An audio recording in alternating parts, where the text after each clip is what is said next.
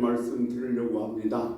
성령이 우리 심령을 통해서 내게 주시는 말씀을 들어 그것이 아름다운 겸손과 사랑과 온유의 열매를 맺을 수 있도록 은혜를 베풀어 주옵시고, 특별히 5월 한 달을 살아가는데 큰 힘이 되는 말씀으로 들려오게 하여 주옵소서. 지금을 지켜 의탁하오며 예수님의 이름으로 간절히 기도 올려옵나이다. 아멘.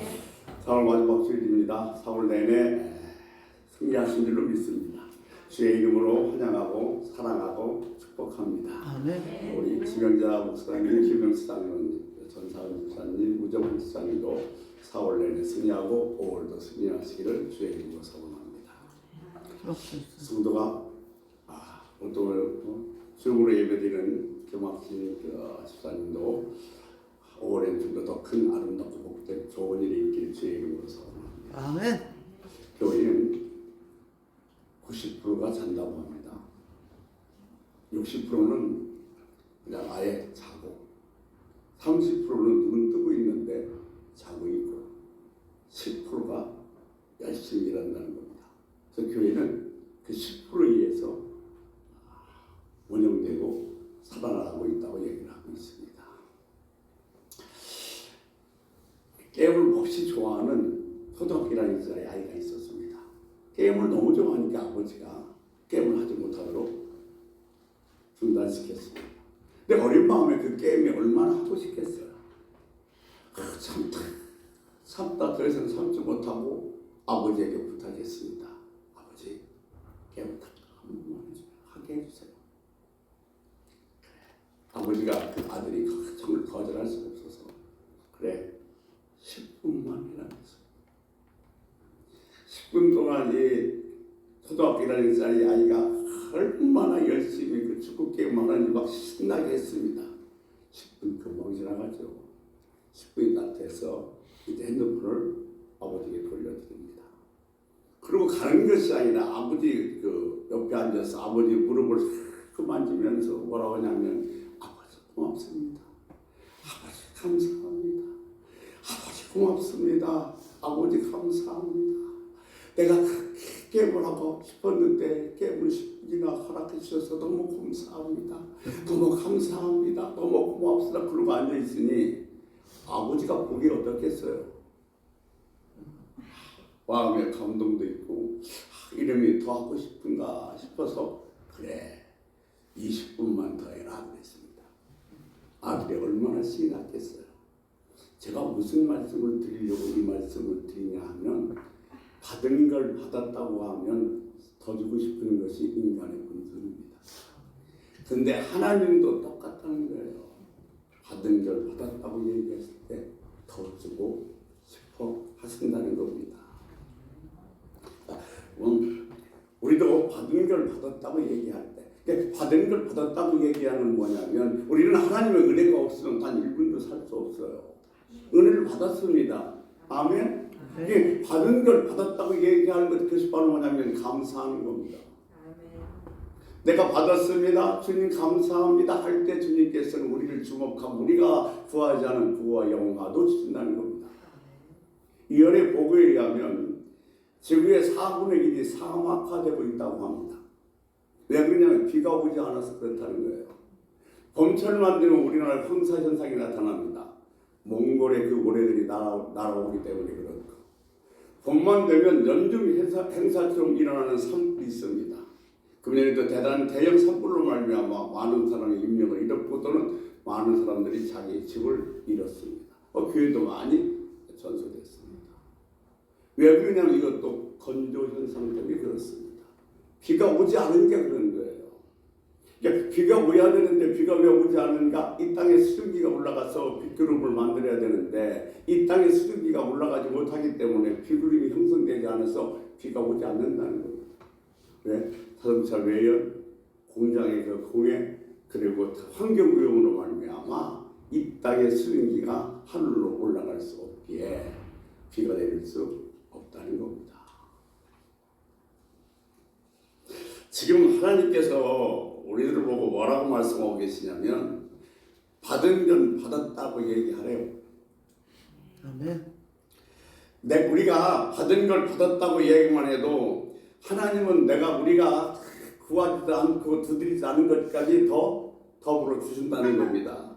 여러분 지금 여러분 삶 속에서 감사의 수증기를 올려 보내고 계십니까? 아니면 공해로 말미암아 그 수증기가 올라가지 못하고 있습니까?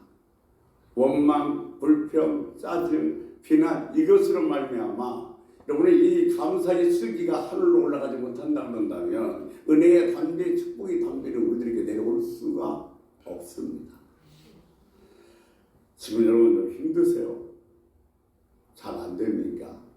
답답하십니까? 받은 걸 받았다고 이야기할 겁니다.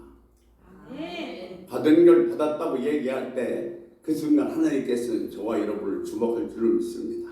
아멘. 다윗의 일생에도 위기가 왔습니다. 그런데 다윗의 일생에 위기가 왔을 때 다윗은 어떻게 그 위기 관리를 했는가?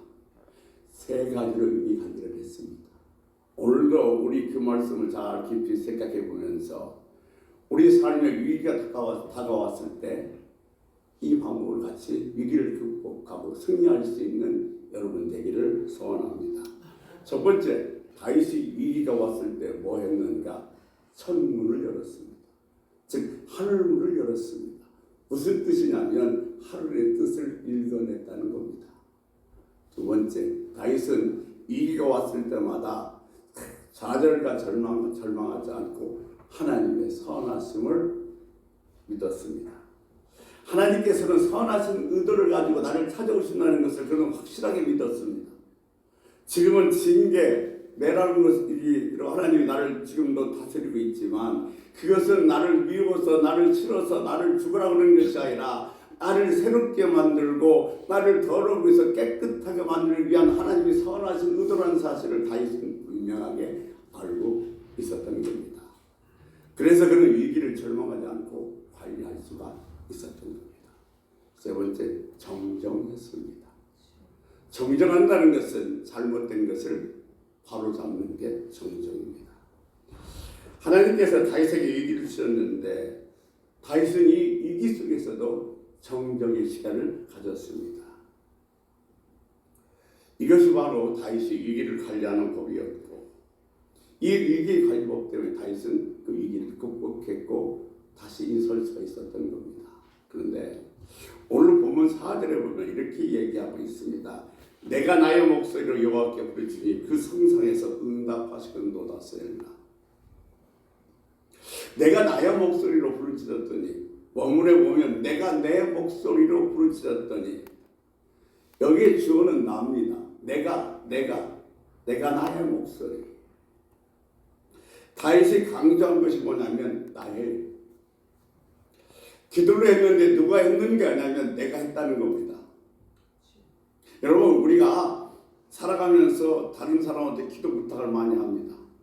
뭐 때로는 교육자들 아니면 기도 많이 하는 권사님들 아니면 집사님에도 나 이런 일이 있는데 이거 좀 해결해달라고 기도 좀 도와줘요. 기도 부탁을 많이 합니다.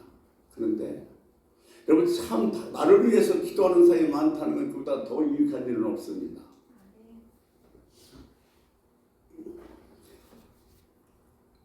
오늘 뭐라고 하냐면 내가 내 목소리로 기도한대요. 즉 무슨 말씀이냐면 기도에 자립을 하지 않으면 안 된다는 겁니다.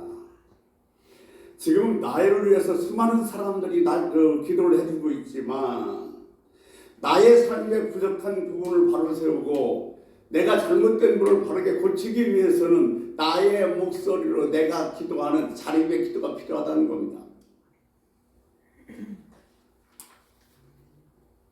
그렇다면 다윗이 지금 자기 목소리를 기도했다면 그 기도의 내용은 무슨 내용이었을까요? 그 내용은 당연코 정정하는 기도였습니다. 즉 회개 기도였습니다. 아벨이 다윗을 죽이려고 합니다. 압살롬이 반란을 일으켰습니다. 충신들이 배반했습니다. 이 사건의 배경이 중요하죠. 이 사건의 배경을 알면 영적인 배경을 알면 다윗이 지금 정정 기도를 하지 않고는 견딜 수 없다는 사실을 우리는 알 수 있습니다. 그것이 뭐냐면 충신의 아내 우리아와 간음하고 자기 알리바리를 성립하기 위해서 우리를 전쟁터에 나가서 죽게 만들었습니다. 그것이 바로 사무엘하 12장 10절에서 12절 말씀에 기록되어 있는데 거기에 이렇게 얘기하고 있습니다. 우리 같이 한번 읽겠습니다.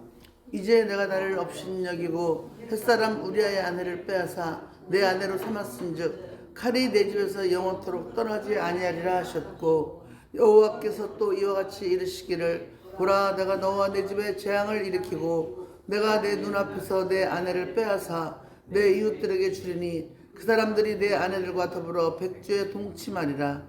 너는 은밀히 행하였으나 나는 온 이스라엘 앞에서 백주의 이 일을 행하리라 하셨나이다 하니. 아멘. 오늘 본문 말씀에 보면 뭐라고 말씀하시냐면 내가 나를 업신여겼다 그럽니다. 죄를 짓고 나서 바로 회개하지 않으면 하나님께서 지금 다윗에게 뭐라고 얘기를 하고 계시냐면 네가 나를 업신여겼다는 겁니다. 즉 여러분, 잘못이 있을 때 잘못을 바로 정정하지 않으면 하나님께서는 어떻게 생각하냐면 내가 나를 업신여겼다고 생각하신다는 겁니다. 그래서 뭐라고 말씀하셔요? 내 집에 칼에 떠나지 않겠고 화가 극날로 일이 많이 일어날 것이고 너는 숨어서 일을 했지만 백주 대전에 너희가 이 일을 당할 거라고 하나님께서는 이미 말씀하셨습니다. 지금 이 시편 3편은 다윗이 압살롬의 반란으로 말미암아 도망가면서 지으십니다. 중신들이 배반으로 말미암아 도망가면서 다윗이 하나님께 지은 시가 이 시편 3편인데 기도의 내용은 나의 목소리를 한 기도의 내용은 회개 기도였습니다. 중요한 영적 원리 하나가 있습니다. 뭐냐면 지금 다윗은 나라를 뺏겼습니다. 지금 자기 다윗의 위기의 상황은 뭐냐면 왕의 자리를 빼앗겨 버렸습니다. 그런데 그 원인이 뭔가 했더니 바로 영적인 문제라는 겁니다.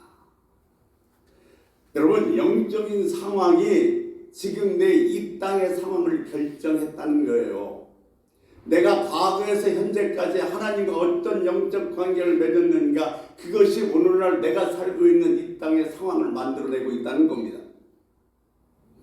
내가 하나님과의 관계에서 과거에 지금까지 정말로 불순종의 삶을 살았다면 그것이 내 삶에, 내 이 땅의 삶에 유익으로 나타나고 하나님 기뻐하는 순종으로 관계를 맺고 있다고 그런다면 이삭에게 100배의 열매를 주셨던 것처럼 우리 삶에도 100배의 열매를 허락하신다는 겁니다. 그러니까 무슨 얘기냐면 이 땅의 일이 그냥 일어나는 게 아니래요. 우연히 어떻게 일어나는 것이 아니라 내가 과거부터 현재까지 살아온 하나님과 영적 관계가 이 땅의 나의 상황을 만들어내고 있다는 사실입니다. 우리가 지금 당하고 있는 이 땅의 상황들은 그냥 어쩌다 우연히 일어난 것이 아니라 하나님과의 관계, 영적인 관계라는 사실을 성경에서 우리들에게 한결같이 이야기해주고 있는 것입니다.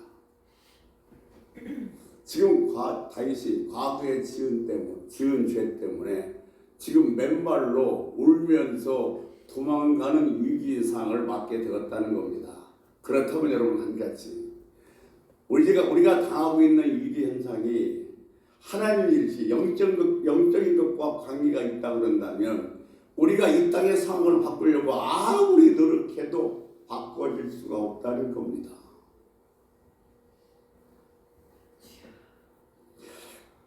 그래서 우리가 다른 분한테 기도도 부탁하고 또 기도도 하기도 합니다만 우리가 이렇게 다른 분들한테 기도도 부탁하고 여러 가지 하다 보고 우리가 좀 신앙이 성숙해지고 말씀을 깊이 들어가다 보면 이 땅의 상황이 뭐와 연결되어 있는가, 나의 영적인 상황과 연결되어 있다는 사실을 깨닫게 되고, 그러면 지금 이 땅의 상황만 내가 어떻게 해결하려고 아무리 애를 쓰고 노력을 해도 그 상황은 바뀌지 않는다는 사실입니다. 그래서 다윗이 지금 뭘 하냐면 이 위기상황을 자기가 왕이 어떤 힘으로 바꿔보려고 하는 것이 아니라 자기가 지금 뭘 하고 있어요? 회개 기도를 하고 있는 겁니다. 정정 기도를 하고 있어요. 지금 우리가 이 땅에 살아가는 상황을 그 상황만 바꾸려고 하면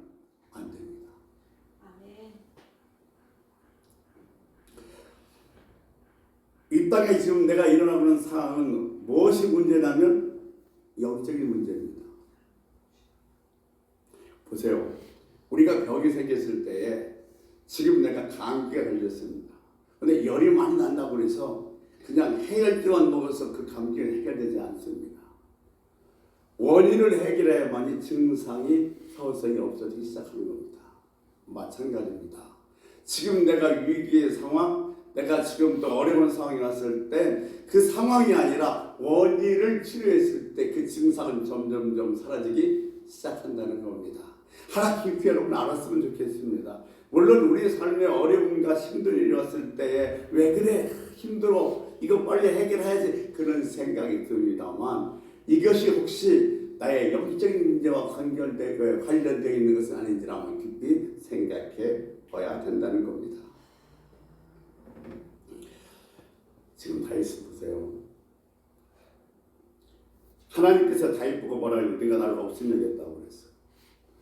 압살론에 의해서 좀 도망가고 있으면서 다윗은 뭘 생각하고 있냐면 내가 하나님의 섬기는 사람 하면서도 불구하고 간음했고 우리아의 충신 우리아를 죽였을 때 하나님께서 얼마나 가슴 아파하셨을까.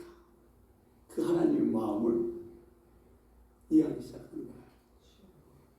지금 맨발로 부르면서 도망가면서 뭐냐면 내가 우리아를 죽였을 때 충신 우리아를 죽였을 때 그의 가족들이 그 애들이 어머니 부모가 얼마나 가슴 아프고 얼마나 슬퍼했을까를 지금 다윗은 뭐요?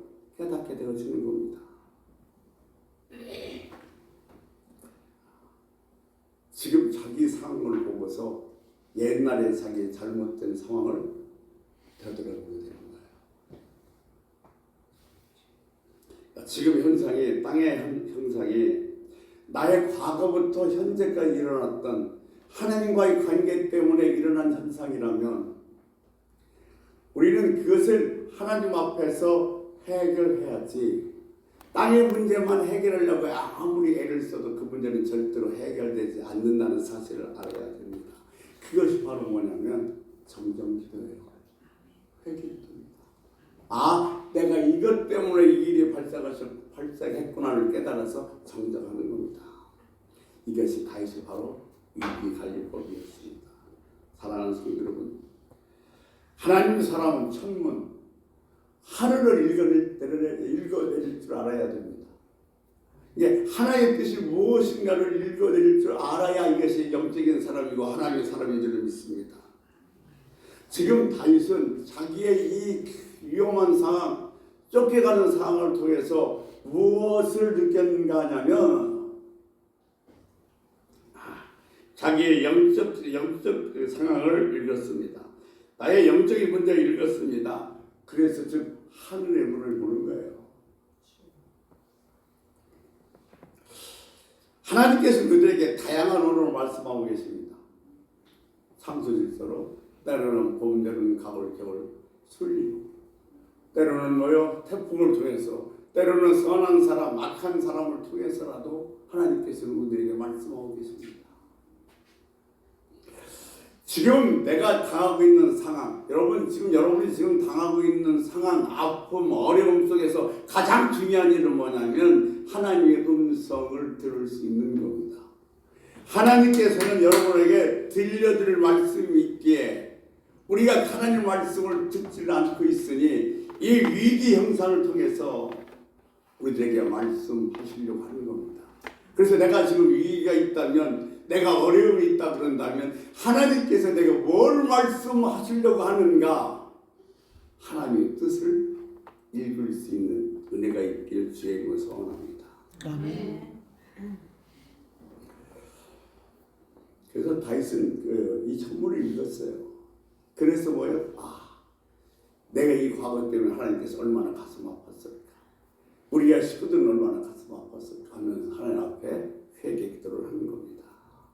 이런 걸 해결하고 난 다음에 무엇이 없어지는가 하냐면 증상이 없어졌습니다. 말씀드린 것처럼 증상은 중요하지 않습니다. 원인을 해결하면 증상은 없어지기 때문입니다. 이것이 바로 영적 원리입니다. 우리는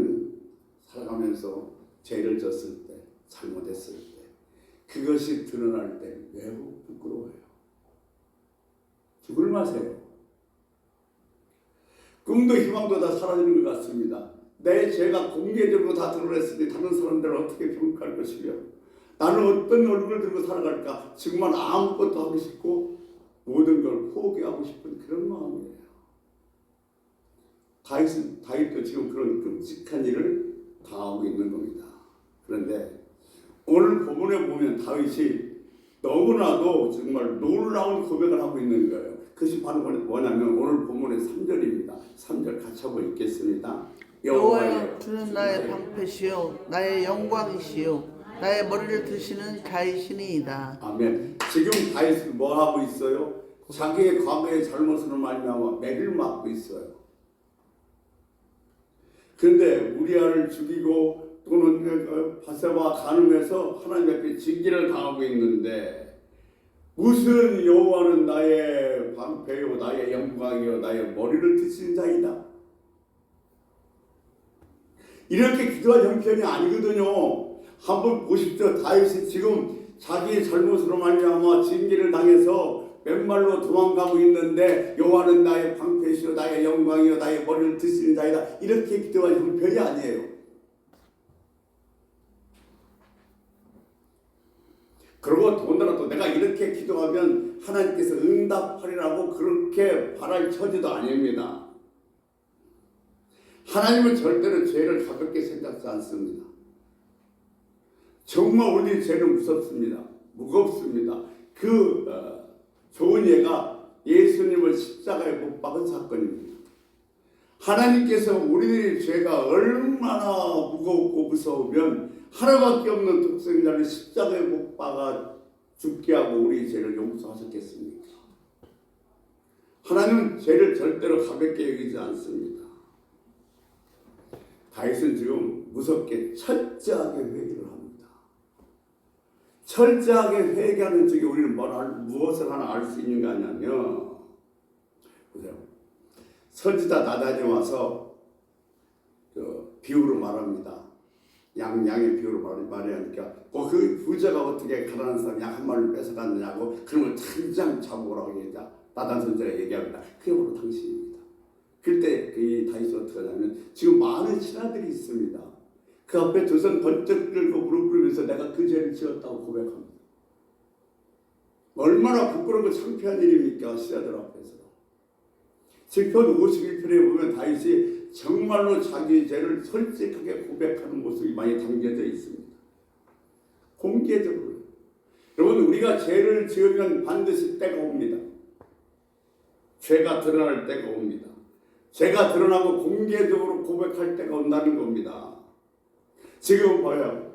압살롬의 반란으로 말미암아 다윗이 맨발로 울면서 도망가는데 자기 압살롬이 내 아들이기 때문에 압살롬과 싸우지 않았을까요?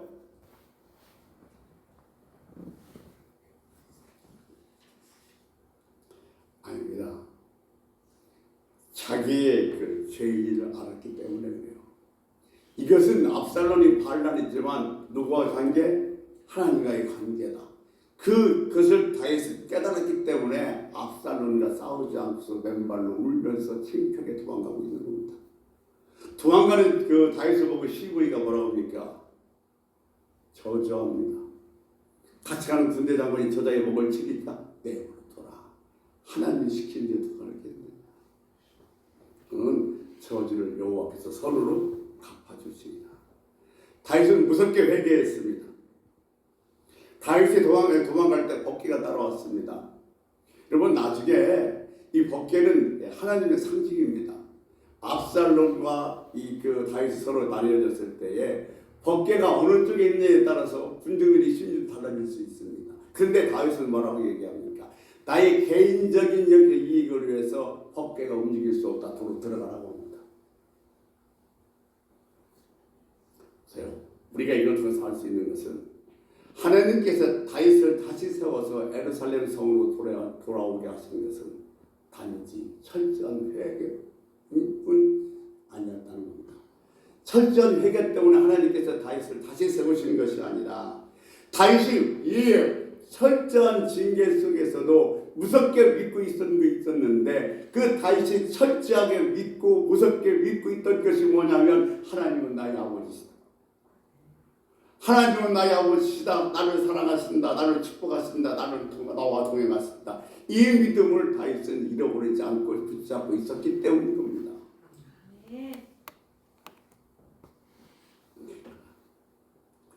우리가요, 죄를 졌으면 잘못했으면 회개해야 돼요. 그런데 회개는 회개고 믿음은 믿음입니다. 많은 사람들이 회개하다 보면 무엇까지 잃어버리냐면 믿음까지 잃어버려요. 왜? 죄책감에 빠져서. 내가 이렇게 잘못했는데 이런 나를 하나님 용서하시겠어? 나를 축복하시겠어? 나를 쓰시겠어? 그 죄책감에서 빠져나오지 못하기 때문에 믿음을 잃어버리는 거예요. 회개는 분명한데 하나님은 나의 아버지시다. 나를 사랑하신다. 지금도 나를 이렇게 징계하신 이유는 나를 사랑하시기 때문이다. 이 믿음이 없는데 어떻게 하나님께서 그에게 역사하시겠습니까? 하나님께서 나를 보내셨을 거야.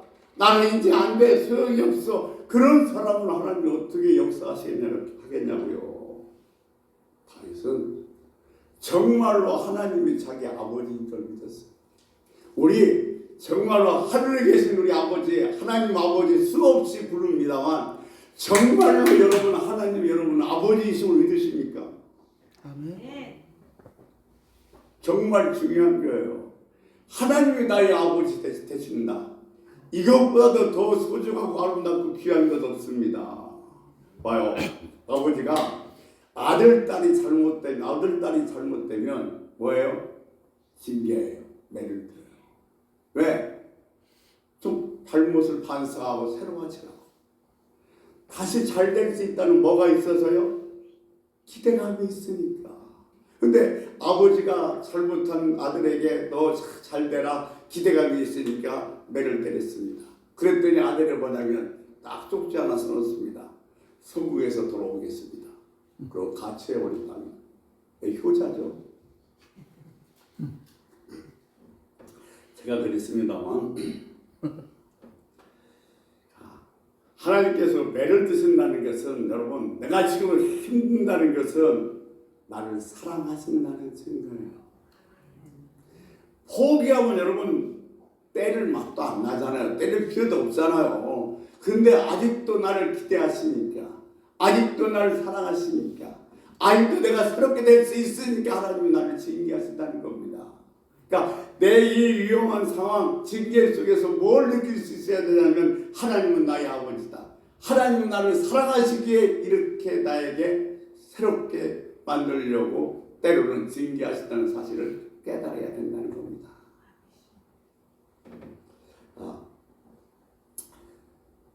이 축복이 없고 저주가만 있다면 어려움만 있다고 그런다면 내 죄 때문이라는 사실을 깨달아야 되고 그것이 내 죄 때문이라는 사실을 깨달았으면 철저하게 회개해야 됩니다. 그러나 회개는 회개고 하나님이 나의 아버지가 되시고 나를 축복하신다는 것은 또 다른 문제예요. 내가 지금 죄를 지고 하나님 앞에 내 잘못했습니다 하고 회개하는 문제고 하나님이 나를 사랑하시고 나와 동행하시고 나를 축복하신다는 문제는 또 다른 별개의 문제라는 겁니다. 이 믿음마저 흔들리면 안 돼요.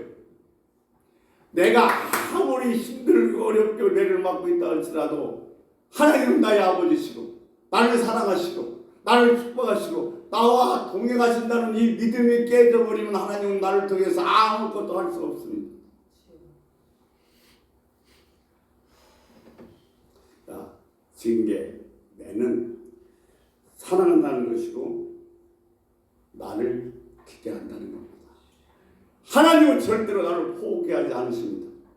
아멘. 근데 하나님이 나를 포기하지 않으시는데 내가 나를 포기하는 것은 어리석은 일이고 내가 나를 포기해버리면 하나님은 나를 통해서 역사할 수가 없습니다. 여러분 믿음을 느낌에 맡겨서는 안 됩니다. 우리 믿음은 어디에 휘둘리냐면 느낌에 휘둘려요. 내가 좀 더 괜찮을 때 하나님 나를 사랑하시고 축복하시고 막 동행하는 것 같은데 조금만 내가 힘들고 어렵고 이러면 하나님 나를 안 계시는 것 같고 나를 떠나시는 것 같고 이 느낌에다가 여러분 그 믿음을 얹어놓으면 믿음을 세워버리면 하나님 역사할 수 없어요. 우리 믿음은 어디에 세워야 되냐면 진리 위에 세워야 됩니다. 진리는 영원한 것이기 때문에 내 믿음이 진리 위에 세워질 때 내 믿음이 영원할 수가 있는 겁니다. 아멘. 믿음이 진리 위에 서야 천천만면이 나를 향해서 손가락질해도 그런 상황이 온다 할지라도 하나님은 나의 아버지시다. 하나님은 나를 사랑하신다. 나를 축복하신다. 나와 동행하신다. 이 고백할 때 내 마음은 바꿔지지 않고 그런 믿음을 내가 갖고 있을 때 하나님께서는 나를 바로 세우고 축복하실 줄로 믿습니다. 아멘. 다윗은 철저하게 회개했습니다. 매를 맞으면서도 하나님이 나를 사랑하셔서 매를 때리셨다. 하나님의 선하신 역사를 철저하게 믿었습니다. 다윗이 다시 올 수 있었던 것은 다윗 고백대로 믿음 때문이었습니다. 무슨 믿음이요? 하나님이 나의 아버지다. 아멘. 여러분 육신의 아버지도요 아들이라면 전부 모든 걸 내어주고 책임져 주신 분인데 하물며 나를 선택하시고 나를 버리지 않겠다고 약속하신 하나님은 나의 아버지가 되시고 나를 사랑하시고 나를 축복하시고 나와 동행하시는 분이십니다. 그러니까 우리가 신앙생활하면서 절대로 하나님은 나의 아버지이시다. 이것만 흔들리지 않는다 그런다면 어떤 상황 속에서도 하나님의 놀라운 역사를 우리는 맛볼 수 있게 될 줄 믿습니다. 아멘. 여러분, 하나님을 사랑한다는 것, 하나님이 나를 사랑한다는 것은 참 우리의 큰 소망입니다. 하나님께서는요 무조건 우리를 사랑하시겠다고 결단하셨습니다. 하나님이 나를 사랑한다면 나도 나를 사랑해야죠. 하나님이 나를 사랑하시는데 내가 나를 사랑하지 않으면 하나님이 어떻게 나를 통해서 역사하시겠습니까? 전능하신 하나님께서 정말로 나를 그렇게 끔찍히 사랑하신다면 나도 나를 사랑해야 하는 겁니다. 하나님은 나를 사랑하시는데 내가 하나님의 사랑을 안 믿으면 하나님이 나에게 어떻게 역사하시겠습니까? 하나님의 사랑이 완벽하다 할지라도 내게 믿음이 없으면 하나님은 어떻게 하실 수가 없습니다.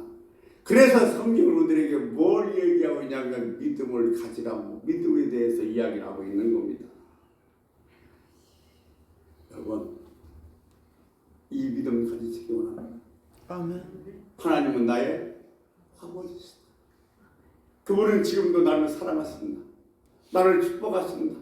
나를 동행하신다. 내가 어떤 형편이 있더라도 여러분 이 믿음만 흔들리지 않는다면 하나님은 반드시 그 위기를 축복으로 바꿔줄 줄 믿습니다. 아멘. 여러분 자신을 축복하십시오. 하나님 나를 사랑하고 나를 축복하는 여러분 원망과 불평이 나올 땐 감사로 받고 불행하다고 생각할 땐 행복으로 받고 또 안 된다 할 때는 된다로 받고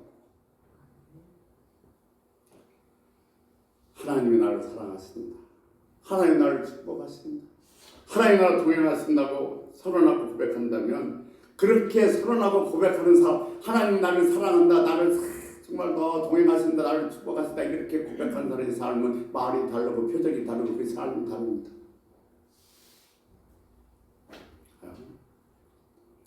서울대학교 매년 신입생이 오면 거기에 매년 오리엔테이션에 강사로 가시는 그 교수님이 계세요. 근데 그분이 가면 꼭 첫 번째 하는 질문이 있습니다. 예수 믿는 사람 한번 손 들어보세요. 근데 얼마 전부터는 어떤 현상이 생겼냐면 예수 믿는 사람 손 들어보세요. 그러면 예수 믿는다고 손을 번쩍 드는 게 아니라 지 살펴 눈치 보면서 그냥 드는 둥 만둥 그런다는 거예요. 왜 많은 사람들 앞에서 나는 예수 믿는다고 손을 번쩍 들지 못할까? 이유를 간단한 거예요. 내가 봐도 나는 예수 믿는 사람처럼 못 살아. 우리 집은 다 예수 믿어. 그런데 맨날 부부싸움에 우리 아버지 어머니가. 그리고 매일 그러니까 나는 예수 믿는다고 번쩍 손을 못 드는 거예요. 반대로 예수 안 믿는 사람 손 들어보세요. 그럼 다 들거든요. 근데 그건 그거고 하나님이 나를 사랑하는 건 사랑하시는 거예요.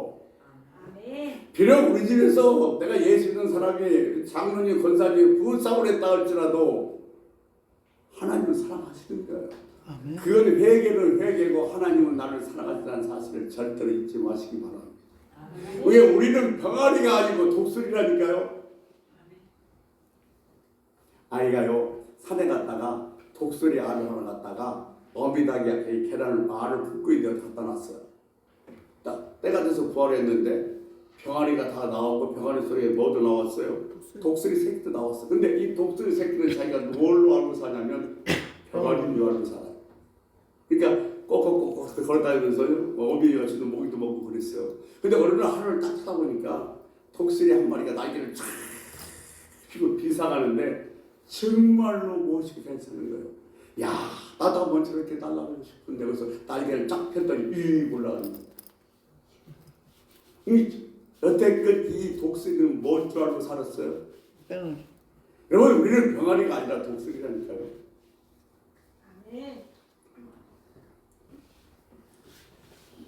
사도 바울은 스데반을 죽일 때 앞장서 또 수많은 사람들을 또 부활을 믿는 사람들을 죽이기도 했습니다. 또한 베드로는 주님을 3번씩이나 부인하고 저주했습니다. 다윗은 간음하고 살인했습니다. 그런데 그들이 회개를 했습니다. 그 다시 돌아올 수 있었던 이유는 뭐냐면 하나님은 나를 사랑하시고 나와 동행하시고 나를 축복하신다는 그것을 흔들림 없이 믿었기에 다시 회복된 줄로 믿습니다. 근데 다윗이 회복될 수 있었던 것은 바로 그의 철저한 회개와 하나님이 나의 아버지 되심을 철저하게 믿었기 때문에 그렇습니다. 말씀 정리하겠습니다. 노인이 되면 바로도 노인입니다만 다리 힘이 빠지고 아픈 것이 많은 것이 아니라 제일 노인이 되면 뭐가 문제냐면 자신감이 없어지는 거예요. 넘어지면 다시 일어날 자신감이 없어서 뭔가 새롭게 시작하기도 두려운 겁니다. 네, 하나님은요 나이 상관없이 사랑하신 줄을 믿습니다. 제가 이런 얘기를 곧잘합니다. 나는 아직 전성기가 오지 않았다. 웬 근거 없는 자신감이냐고요? 아니요, 근거 있습니다. 무슨 근거냐고요? 하나님이 나를 사랑하십니다. 나는 하나님이 나를 사랑하심을 철저하게 믿기 때문에 나는 자신 있게 외칠 수 있습니다. 나의 전성기는 아직 오지 않았다. 하나님, 내가 하나님의 나의 아버지라는 사실을, 나를 축복하셨다는 사실을, 나와 동행한다는 사실을 나는 어떤 상황에도 잊지 않고 굳게 믿겠습니다. 우리 주여 한번 부르고 통성으로 기도하다가 자연스럽게 마무리하겠습니다. 주여 한번 부르시겠습니다. 주여! 아버지, 아버지 나는 위기 상황 때마다 하늘을 읽을 수 있는